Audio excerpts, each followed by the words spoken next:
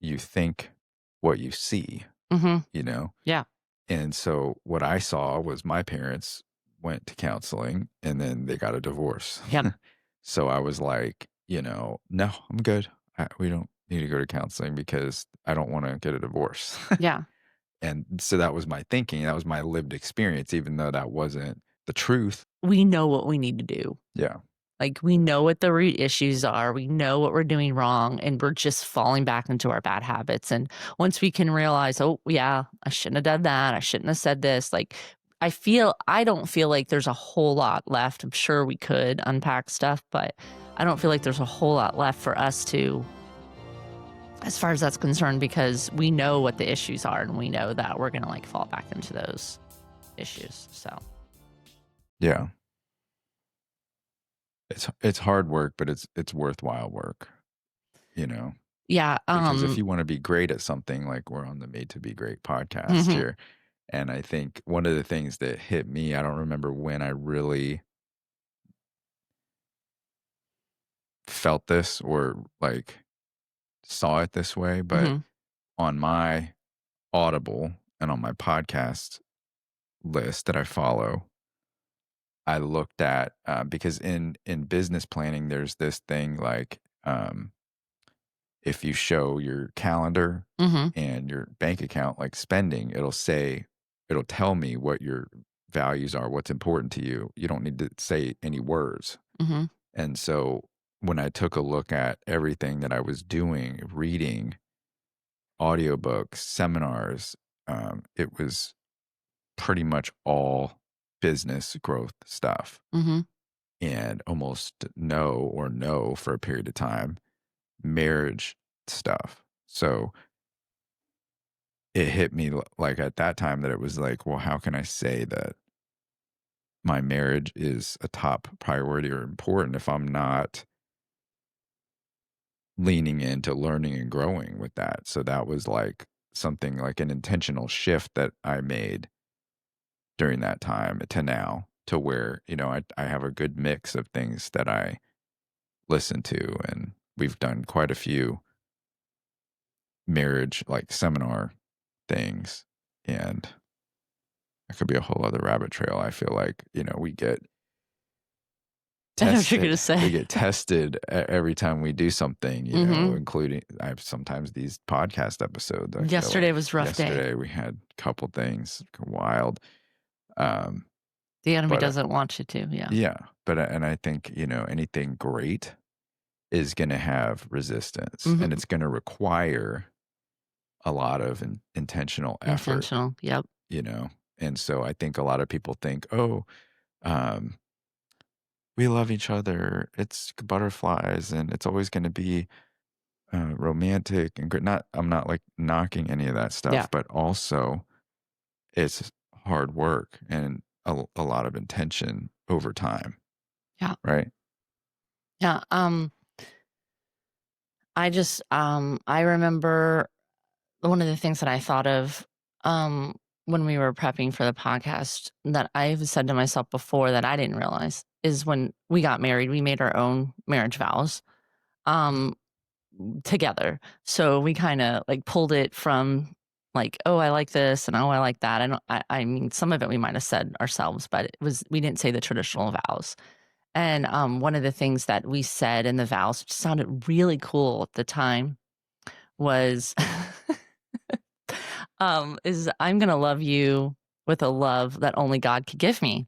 Mm. And I I I really didn't know that I was gonna eat those words later, because it meant a lot more than I thought it did. Um, and dying to yourself, because that's the way that God loves us. God loves us despite all of our faults and all of our sin. He still loves us and he's still there for us. And I'm not saying that, it's going to be that way all the time, but there's definitely going to be times and trials where you're going to have to dig down deep and ask the Lord, "Hey, I need you to help me love this person where they're at right now because I don't love them right now." um and so I didn't realize that until much later in our marriage, like what that was really gonna mean. Um, It's easy to say when everything is great, right. but it's harder to say and stick with Mhm. when it's really hard, Mhm. especially when it's really hard for a long period of time. Right. Absolutely. And That's when people start to think like, "Oh, maybe that's how I think Satan attacks mhm. marriages is he'll get you to think, oh, maybe this isn't the right Person. person,' Mhm. and when really it's like a heart issue." Every um every person that you marry, like whether you're married to this person or you get married again to that person or you're in your third or fourth marriage, like everybody has issues. So like your second or third spouse might not have the same issues that your first spouse had, but they have their own issues. Like you're never going to meet the perfect mate. Now, obviously, I know there's exceptions to that with abuse and infidelity and like things that are extreme where divorce needs to happen. I get that. But um, I think that if you're just constantly saying to yourself that, I'm not happy, a marriage isn't always happiness. It's just not. It has its ups and downs. And But I think something that I have come to appreciate is during those hard times and after those hard times, mhm, you appreciate the love and the commitment more mhm, because it absolutely. was really hard, Yeah. because it's more meaningful versus if it's always easy, then, anybody could say nice stuff when it's easy, Right, right? right, right. Well, When it's hard, then it means more because it takes more effort and intention and love and forgiveness to stay with it. absolutely. Yeah. Um, I hear people talk about like the honeymoon phase. Oh, they're in their honeymoon phase, it's maybe like the first or 2, 3 years that you're married. I don't know. Um, I I don't really remember like the first 10 years of our marriage. I don't really have like a bad um remembrance of it, though I know that bad things happen. I think that um I don't really know. I don't know if it was just because we were so young and things were just like going a mile a minute. I don't know. But but I know that when the time came when I thought, "Oh my gosh, like where are we at? Like where we just been missing each other?" Um that people say, "Well, we never get back that honeymoon phase?" And I feel like we got that back after marriage counseling. Like it took Work. It took a work. lot of hard. It took a while. But before marriage counseling, when we would fight, it took us days, sometimes weeks before we felt close to each other again. Like we'd be like, "Hey, hello."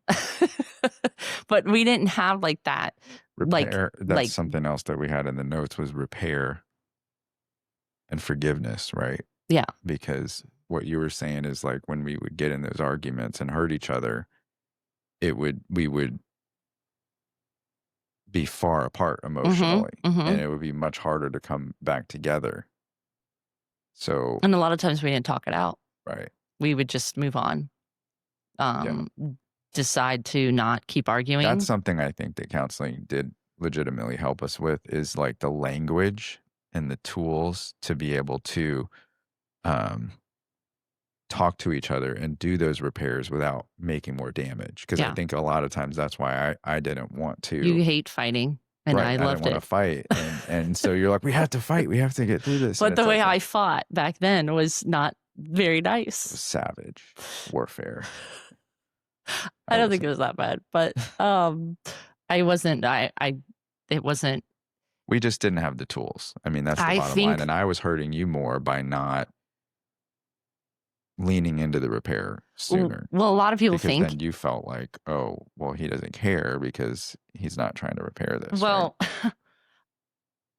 I still didn't know how to fight Yeah. good, but that's I think what a lot of people are missing is they think if you're fighting, then then your marriage isn't good. Like you don't have a Mhm. good marriage if you're fighting.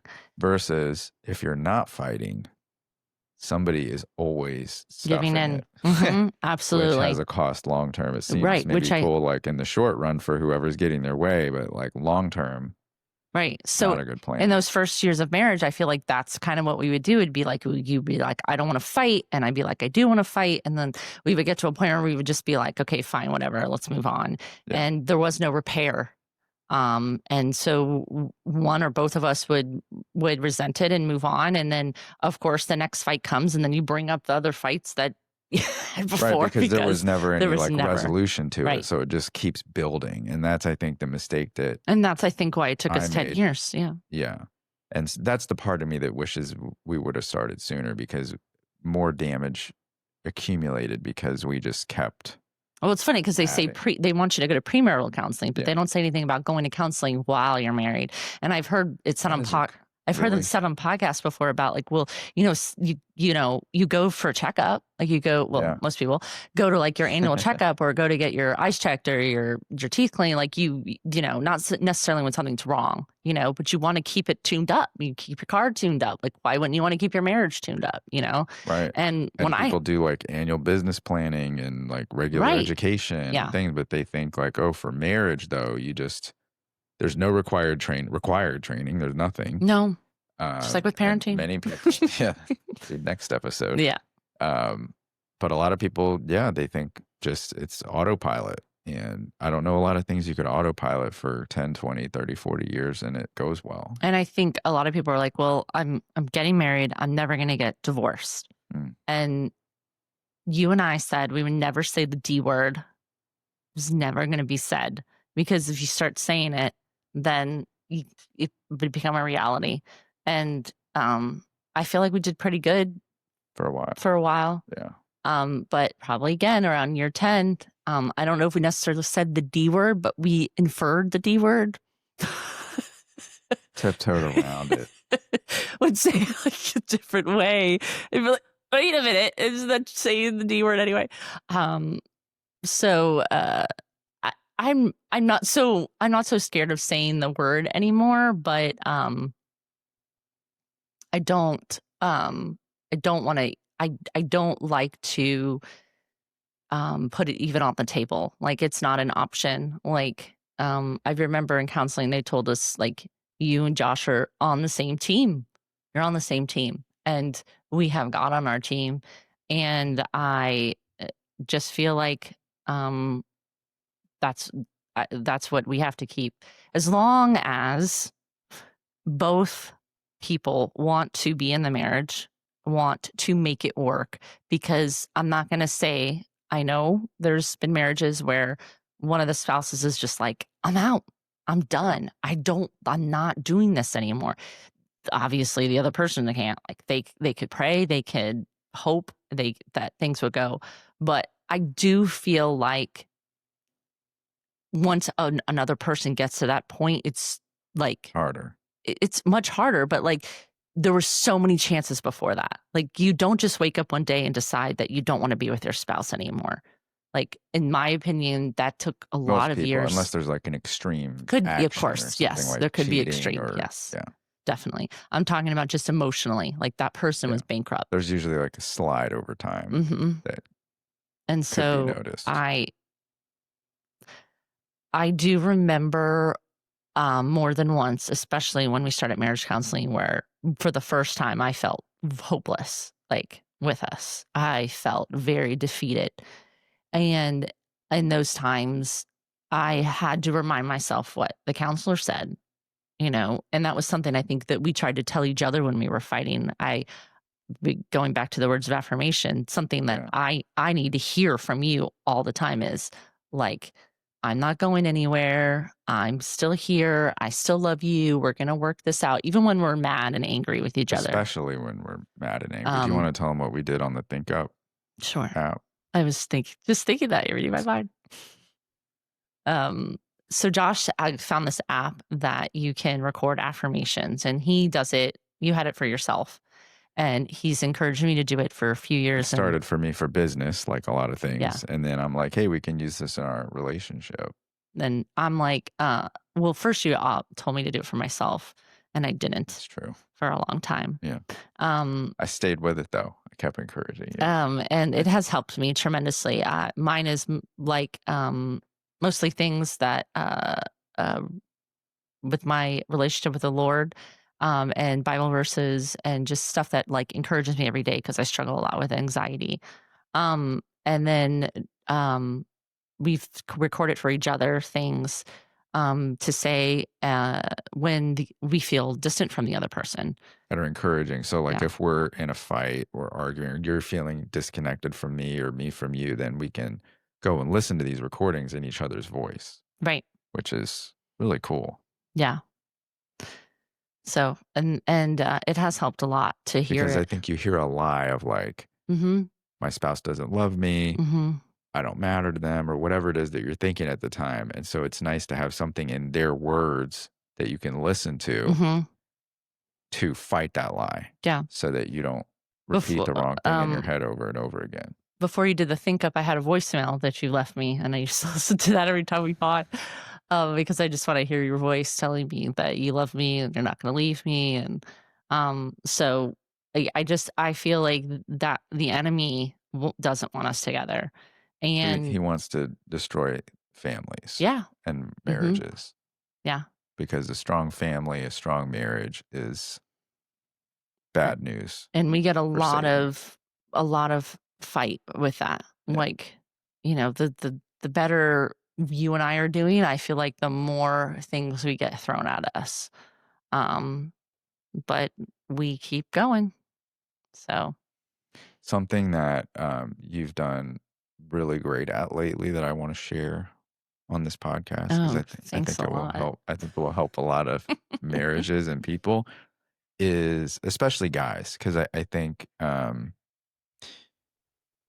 when you tell me that you're upset, but you're not upset at me, that you're just upset. A Yeah, I've lot of been saying times that a lot lately. I find myself, and I think a lot of guys would relate to this. That's why I wanted to share it. Is that I think a lot of guys, if they're a good husband and a good person, they can feel responsible for their wife's emotions, you Mhm. know. And so, like, if you're upset, I feel like I didn't do something that I Mhm. should have done, or I did Mhm. something that I shouldn't have done.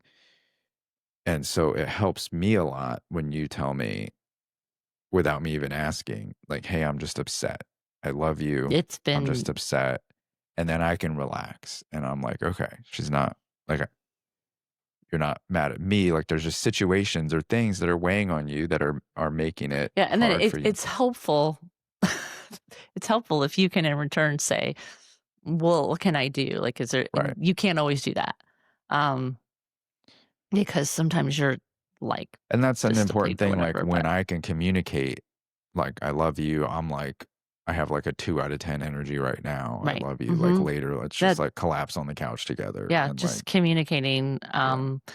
though that with each other has been huge because I mean, I can think back to times where like I wouldn't say something or you wouldn't say something and we would just like miss each other. And then you're like, are you mad at me? And are you mad at me? No, we're not mad. Oh, okay. Well, Yeah, everything's like, I'll fine. assume And we went I'll like a assume day you're or mad two. at Yeah. me, and then I'll pull away, and then Right. you'll be mad that I pulled away, and I don't understand why you're confused, and it's like a whole thing. hmm Instead of you Just communicating. Yeah. communicating or me just communicating, like, I've tried to tell like, certain days where I'm just like, I got nothing. I'm like, I'm exhausted. I so that way your expectation of what I have available to give that day matches what I have to give that day, and you don't take it personally and take it to mean that I don't care Right. or that I don't love you or Yeah. something. So like that proactive communication about where we're at or what we're upset about. And on the hmm flip side, if it is something that I did or didn't do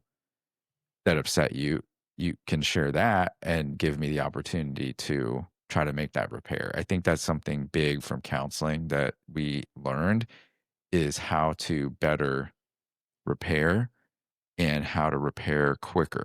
hmm I will say, like, there was definitely seasons, which I think you mentioned earlier, where it would take us days or a week Weeks. plus to really repair, and that was very tough. And Well, I so, mean, I think eventually we would come back together. Sometimes it was intentional, sometimes it just kind of happened. But whereas now, 9 times out of 10, I'm not gonna say every time, but 9 times out of 10, I feel like once we apologize and once we kind of understand where the other person was coming from and sort it out, which most of the time is fairly easy, then we almost instantly feel closer to each other. Yeah. And, that was something that I wasn't expecting from marriage counseling. Something that we never had before marriage counseling, in my opinion. Maybe in the honeymoon phase, the first couple years, because you kinda just, "Oh, whatever, I love this person." Whereas now I feel like it's more of like, "I love this person, Yeah. and I want." And you like this person. Mm, yeah. Most days. But, I that was something that I never thought that we could get back or have, because I don't really remember having that. So that's what I was saying about like the honeymoon phase. Like I feel like you can achieve that again. Um, And I think to that point, I think that it's important to mention that it's unlikely that your initial honeymoon phase or any subsequent honeymoon phase feeling would be permanent and wouldn't change. I mean, you're going to be tired one day, I'm going to be tired one day. Something crazy is going to happen with the house or the kids and it's going to like have yeah, your energy off. It doesn't necessarily mean that there's anything wrong. It just means like that's a hard day. yeah, You know what I mean? And it doesn't mean that you can't get that deep connection right. back. Like I don't know if we got this from a conference or a book, but I know you don't love it. Like you think it's a little corny, I think, when I say this, but like or oneness connection. We got Um, it from a conference. okay. So like that is great. I love that feeling. Like I want to have that as much as possible, but Yeah, also for fairness of the topic, so people don't think it's their relationship is broken. I think it's unrealistic. I hate that word. I know. It's unrealistic to think that you're always going to be in that oneness or Right, you're always going to have that honeymoon feeling. right, But I do think that you can achieve it a lot if you have deliberate effort and things in place like the stuff we talked about, right. like the Absolutely. think up recordings, the intention of sharing how you're Mm-hmm. feeling and what the person did or that they didn't do anything and that you're just having an off day and so that they can just be something that I know has helped you, which I think would be good to mention for the guys that are listening to this is sometimes um you like lean into the disbelief of this, man. Because if you give me a problem, the first, second, and third thing I want to do is fix the problem, like as soon as possible, No, right? really? So because I feel like it's disrespectful to like I'll bring a problem to somebody and they're like, "Oh, I'm sorry." And I'll be like, "Yo, are you gonna help me?" Like, why? That's why I told you the problem. But sometimes, a lot of times, you just want to tell me a problem and you just want me to sit, literally, physically sit next to you and Mm-hmm. hold you Mm-hmm. and tell you that it's gonna be okay. You don't really want. You already probably know what to do about it, or that there's nothing you can do about it. You just really want to share the problem and have me literally sit with you and hold you and don't try to solve the Mm-hmm. problem. But that was also something that came with time because I didn't used to like to be held. But that's really hard for guys out there, and that's something that I feel like would have given us more oneness if I would have been able to understand that sooner. So I wanted to share that Yeah, and here sometimes I because have to remind you, yeah, I don't even still with like I years don't of need you to counseling. So fix the problem. I just need you to listen. And you're like, yeah, "Oh, okay, I can do that." yeah, Yeah. it's like the easiest thing. Like I would tell the girls, Well, that's why I said, just do nothing. like Like doing nothing is the we easiest thing. just I think that you and I have both learned to be more vulnerable with each other, Yeah, which took a while for both of us, to really tell what's on our mind, to really be honest, because I think both of us were worried, that if we told the other person how we really felt, that they were going to not respond well and get upset with us. And so it's like we have to being that we've been through marriage counseling now, we kinda know where each other's at, we are breaking these old habits.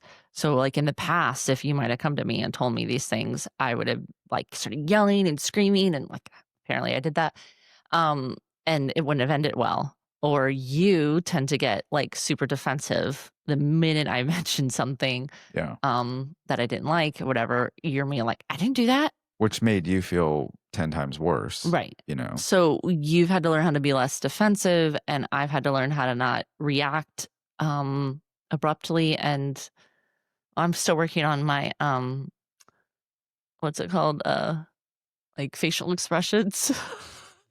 Your nonverbal My communication. nonverbal. Do you know the moment you're like, oh, you're not happy? I'm like, I didn't say anything. I didn't say anything. I'm not like, do you know? But a lot of Like, times now, though, you're able to say, or I can sense it better to where you're like, you're upset, but you're not upset at me. And that a lot of well, times was something that made me feel more defensive at the time was like, if I felt like you were upset, I instantly thought it was with me or something to do with me. And sometimes it is, Well, and I sometimes it was more isn't. talking about the times when I was upset with you, like, when we were for sharing with each other, like, why you're upset about Oh, something. gotcha. Yeah. Yeah. My initial reaction used to be, like, screaming and yelling at you and getting Because you wanted defensive to or get my whatever. attention. But now I tend to be more quiet, but I tend to show it on my face or with my, body language, and so then you'll instantly know, like, that I'm upset, and I'm like, "Listen, I used to scream and yell at you, and now I'm quiet, so, like, give me But some." that helps me be able to come close Sometimes better.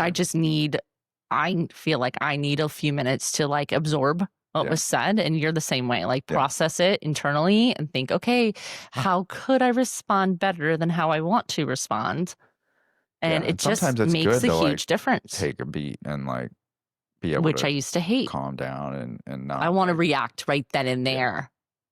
which generally is not the best No, it's not. outcome, you know, And so that's so been something that we both had to work at, and mhm, now yep, sometimes now I find myself being the one who wants to talk sooner, and now you're like, "Hey, I need a minute," so that's shifted, but we both have to work with each other and continue to work and communicate about it yeah, because yeah, it's we have not marriage counseling didn't get us to a place, and I don't think you're ever gonna get to a place where you're just like, "La, la, la," all the time. Like, I don't think that's achievable because, we're both sinners, and we're gonna say and do things that hurt each other, and it's just natural. So, I think there's always gonna be things that we're gonna have to work on, and I feel like we naturally are gonna go back to our bad habits, but the more we keep going towards, the good habits, the less the bad habits I feel like show up and it gets easier. So like when we first started marriage counseling, it was hard because I remember a time telling you like I have to be a different person. Like I'm literally having to become a different person. Um and I defended that old person, and I don't think that old person was very nice. I think that's a common thing though. That's a good share because I think a lot of times we can want to defend our current habits or our current beliefs, and I think it comes from a good place. Like you're like, "Hey, this is who I am, Right. and don't you love me for who I am?" Exactly. Right? Yep. And but it's really both of us it had to shift for like it's really not who you are. Right. It it's who you were trained to be up to that moment, Mhm. It's you who you know? default to, Yeah. which I think is more of Which you and default to your habits and your exposure and and and your usually more of a bad version of yourself yeah. because that just comes more naturally to us to be like person that just doesn't, and so it's Oh, harder we're all work. sinners, right? Right. And so our Absolutely. natural default is usually not 10 out of 10 awesome, Right. depending on what the thing is. So you have to work just like anything, Mhm. like parenting, like Everything takes exercise, work. like Mhm. business, like your default isn't going to be world class. Right. It takes work Mhm. and intention and time Mhm. and going through hard seasons Right. to get to be world class at Mhm. something. Mhm. So if you want to be world class at marriage, because we're coming to the end of the time here. So what is something that you would give as a piece of advice to someone who is, say, in their early 20s? Because you were 23, I Mhm. was 25, Almost almost 25. almost 25. Yeah, it was almost 3 months to 25. Mhm. So, we were in our early to mid 20s. So, what advice would you give someone early to mid 20s that is considering getting married, as far as like if you could tell them one thing to know about marriage to have a world class marriage, what would you? Well, the only thing, like, that came to mind, and this is, like, deeper, but we kinda talked about it more, is just to not give up, to just keep going, that it's worth it, and to continue to learn more about yourself and learn more about your spouse, um, that you gotta keep you gotta stay in it because, I think I don't remember, it might have been when our counselor said this when we were in marriage counseling. We wanted to leave. Well, I wanted to leave. Um, I had a really bad To habit. clarify, when we're in an argument, Right. you would want to physically leave the situation, Uh-huh. whether it was our house or wherever we were, so you could get physical space. You weren't talking about leaving the Well, marriage I'm in just that talking moment. about both, Yeah. and just leaving in general, but like leaving the house because to you, that was very hurtful when I would leave the house and just like storm off. Um, and so that might have been sometimes why I did it. Just being honest. But I was talking about there was a few times where we actually talked about separating, more me than you. And our counselor said, "Don't do it." Yeah.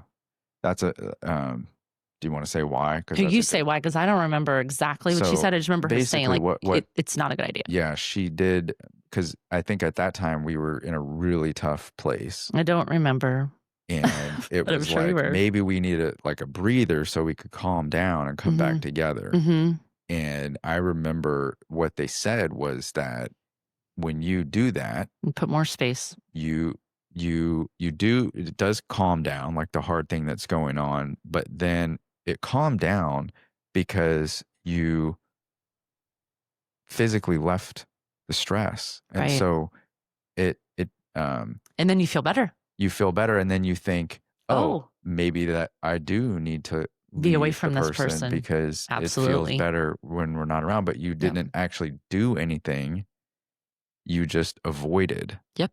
the problem, and Mhm. so why that is bad is that you whatever that Mhm. was going on there still exists. Mhm. And so then you'll say you leave that person and divorce and marry someone else. There'll be a honeymoon phase.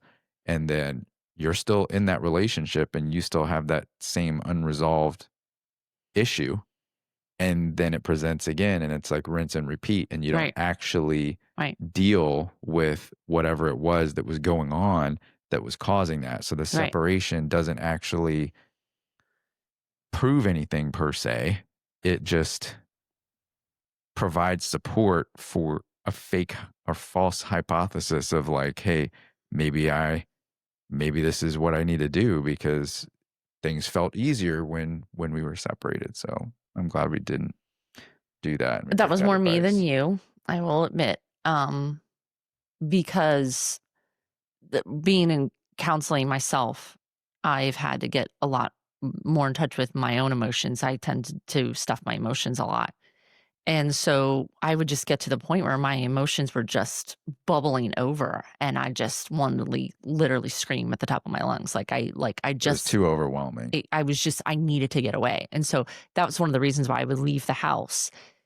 But now I've had to learn how to calm myself down. I know, like, what tools to use, to help myself, and so now maybe I'll just go out on the patio or go for a walk around Or the something block. something actually that Um you do that helps is like if you do feel this is something that you've done. If you do feel like, hey, you need to get some space, you'll Mhm. tell me, "Hey, I'm gonna go Yeah, for a drive," or "Hey, more I'm gonna go to the and tell beach and you, listen like, to "I the love waves." you," Yeah. I just need a little bit of I need a Which breather. then I can be Yeah, like, "Totally, I right, get it." instead Like, of "Okay." leaving out of haste and Right, anger, yeah, right. absolutely, yeah, that is helpful, but I have tried So to that's just stay. communication of what you need, Mhm, right?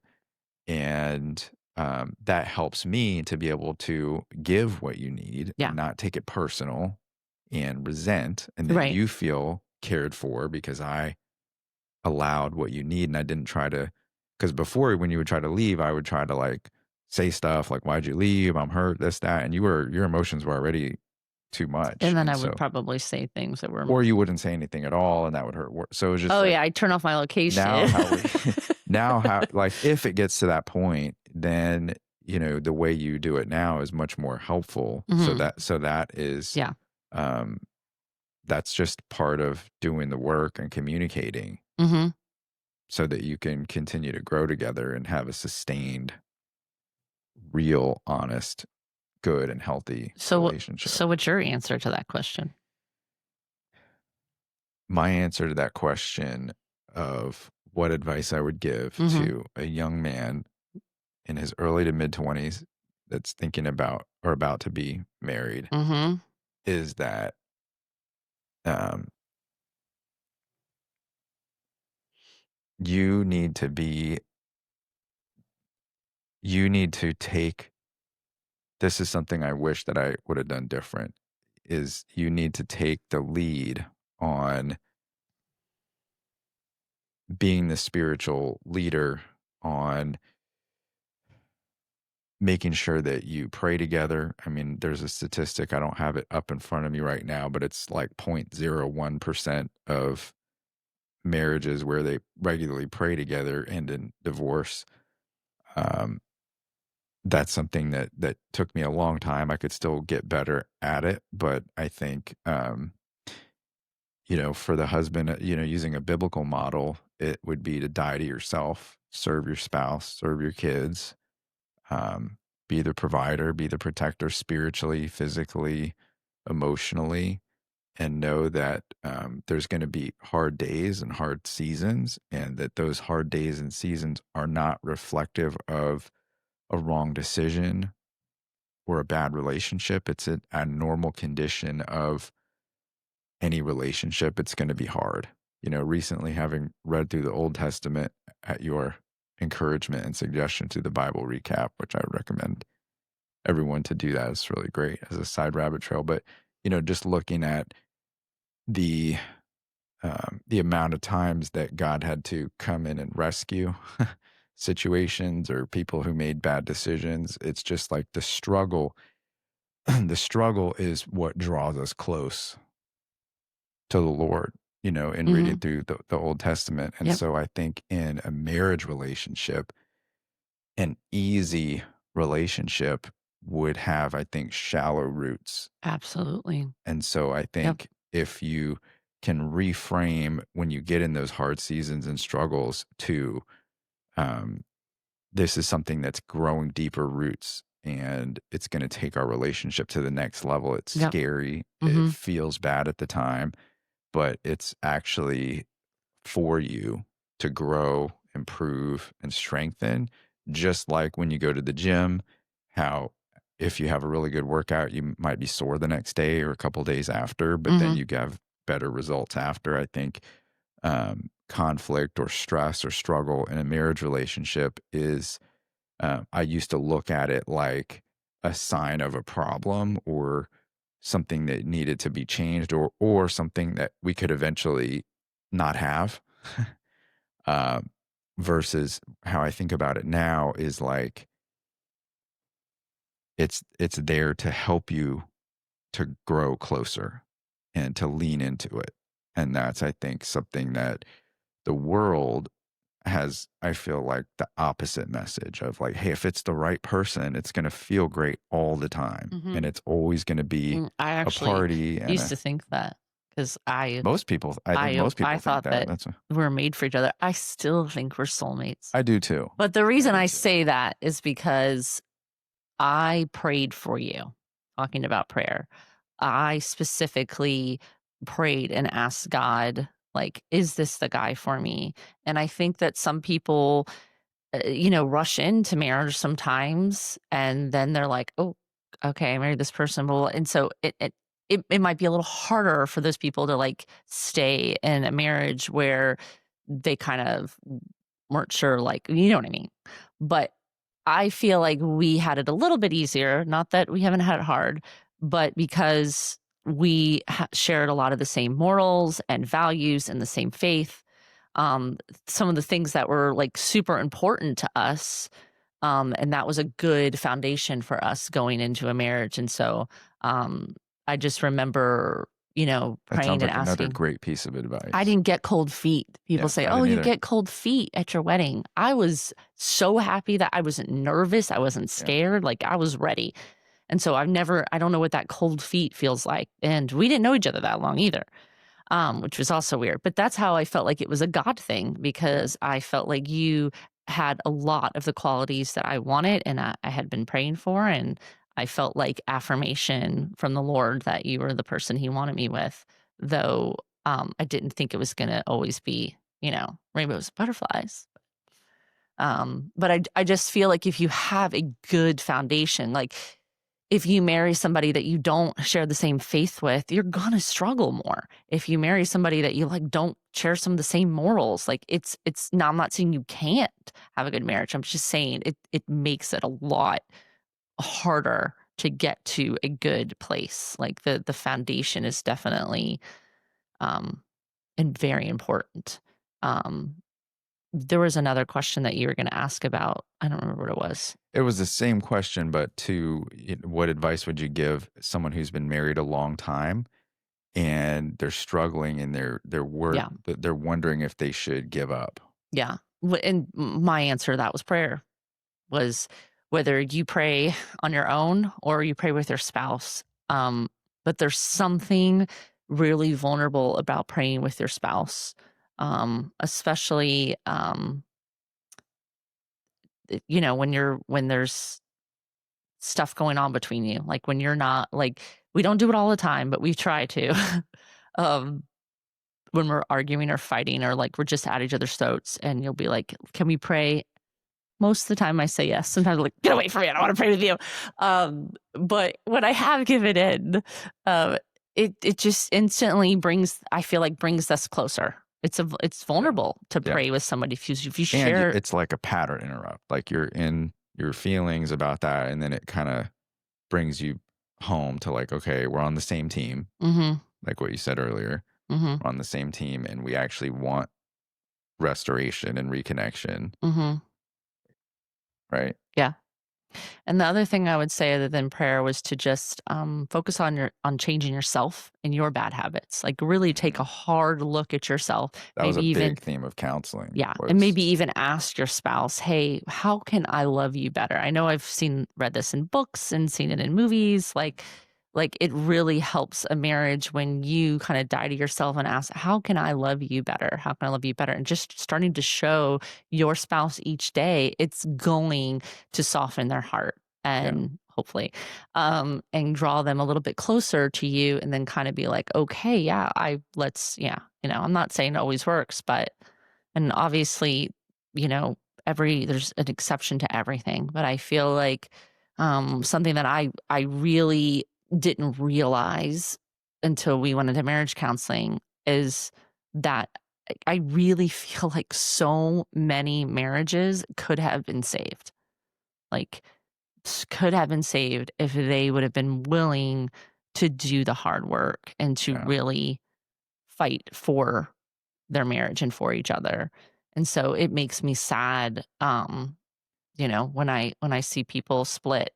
I don't always know the circumstances, but I know that we've been there. I don't think we've ever been like super close to calling it quits, but we've definitely been at that point where we're like we were headed down that path where we weren't sure we wanted to stay in it. At least I did at one time. Sorry. But I think sometimes when you get super overwhelmed with, like I was talking about, with your emotions and everything, you're just like, I'm down, I'm out. Kind of like how you don't like to fight because it's just too much. It brings up too much for you. You think uh, that we're going to get divorced if we fight. Every perfect marriage, they don't fight. That's what I thought at one time. Yeah, but we've learned how to fight better, and we don't yell most of the time. Yeah, which is great. Yeah. So, did you wanna, did you wanna tell them what we did for our 20th anniversary this year? Yes, we could show them. Sure. We got these really cool well, mine was already in the shot. We got these really cool tattoos matching, so Well, they're not exact when we matching. hold hands, oh, there's a better view. So, the Roman numerals are the same, but she has, like, a little heart design around hers. Yeah, mine's an infinity with a heart at the top, and Josh's is, um but they're both Roman numerals, and the Roman numeral is Our wedding day. our wedding date, yeah. So, That was really cool. that was a few years in the making. Yeah, we talked about it for a while, but we just never went through with it, Nope, and, and neither one of us, have another tattoo, yeah, so this was our first. our first We'll tattoos, see and if there's probably my others. last. It might not be my last, we'll see. But, We'll see. I feel like after we got the tattoos, we started fighting more too. Remember the tattoo artist said that? She's like, most people, they get Well, tattoos." that's an interesting point that yeah, she did say that, we or what how did she say it exactly? She said that, um, people who get I don't know what kind of tattoo Not but like she matching spoke tattoos for something each to other, where yeah. it was like, "Hey, after the tattoo, then people break up," Yep. and, that's a good point of, like, what's in your head Mhm. can really influence what you think and Mhm. why those affirmations are so important because um when you hold on to a thought, like the Bible talks about taking thoughts captive, Yeah. when you hold Mhm. on to a thought, it Absolutely. can really mess with you and get in your head. Yep. And so that's why it's so important to consider what thoughts you're Mhm. hanging on to, Yep. you know? So that was really cool. Yep. I did have a little bit of a mental breakdown the first couple of days, after I got it because I'm a very, like, um "Oh my gosh, it's permanent. What do I do? What do I do?" And I was like, "Well, so is my marriage with Josh, so here we are." So, that for me, like, with the tattoo, that's kinda what it's a permanent for us. So, the meaning behind it is what, like, strived me to get it. Yeah. So, Well, thanks. I think it's pretty cool. So thanks for being here today and doing this with me. you're I welcome. can't I like I can't doing it. wait to do it again. Yeah. So What are we gonna talk about next time?